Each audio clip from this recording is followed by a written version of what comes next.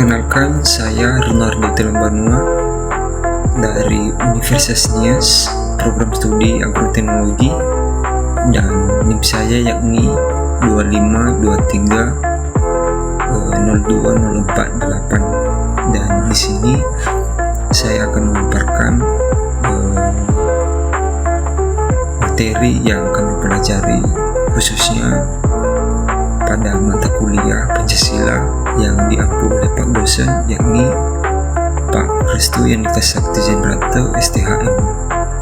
Baik, langsung saja pada mata kuliah Pancasila ini. Tentunya kami belajar terkait tentang Pancasila, dan tepatnya Pancasila ini terbagi dalam 3 fungsi, yakni Pancasila sebagai sumber historis, kemudian Pancasila sebagai sumber sosiologis, dan Pancasila sebagai sumber politis. Baik, yang pertama, Pancasila sebagai sumber historis, artinya Pancasila ini tentunya terdiri dari sila-sila yang jumlahnya 5, dan setiap sila dalam Pancasila ini memiliki nilai. Nah, nilai-nilai yang terkandung dalam Pancasila ini adalah nilai-nilai yang lahir dari sejarah perjuangan bangsa Indonesia sebelum Indonesia merdeka. Nah, artinya Pancasila sebagai sumber historis ini bahwasanya Pancasila ini tidak serta-merta ditetapkan dari awal. Memang Pancasila lahir dari kebiasaan atau sudah berakar di kehidupan masyarakat bahkan sebelum Indonesia merdeka. Namun Pancasila sebelum disahkan, tentunya Pancasila melewati beberapa periode-periode atau masa-masa terlebih dahulu, mulai daripada masa pengusulan, masa penetapan, hingga masa pengesahan. Dan Pancasila sebagai sumber historis ini juga berarti bahwasanya Pancasila ini terbentuk dari adanya sejarah. Misalnya Pancasila sebelum disahkan tentunya diperbincangkan dalam sidang-sidang seperti sidang BPUPKI, sidang PPKI pada masa itu.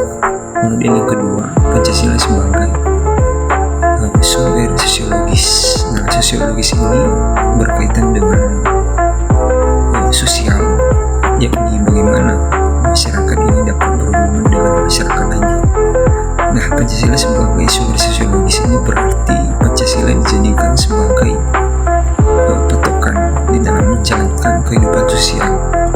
Misalnya nilai-nilai Pancasila diterapkan dalam kehidupan bersosial, misalnya dalam kehidupan bermusyawarah, kehidupan gotong royong, kehidupan dalam beribadah, dan juga kehidupan dalam memperlakukan dan menghormati harkat dan martabat sesama.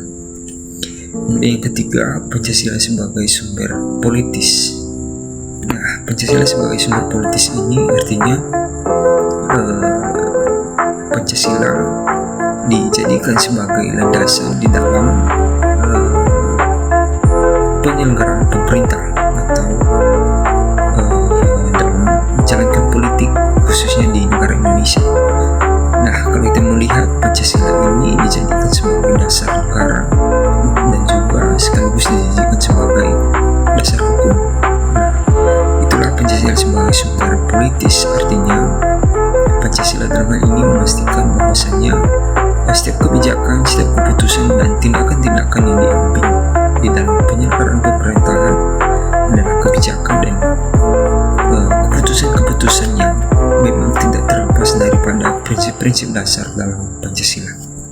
Kemudian kami juga mempelajari terkait tentang Pancasila sebagai sistem etika. Sistem etika ini artinya suatu yang dijadikan sebagai dasar untuk menilai suatu tindakan itu benar atau salah.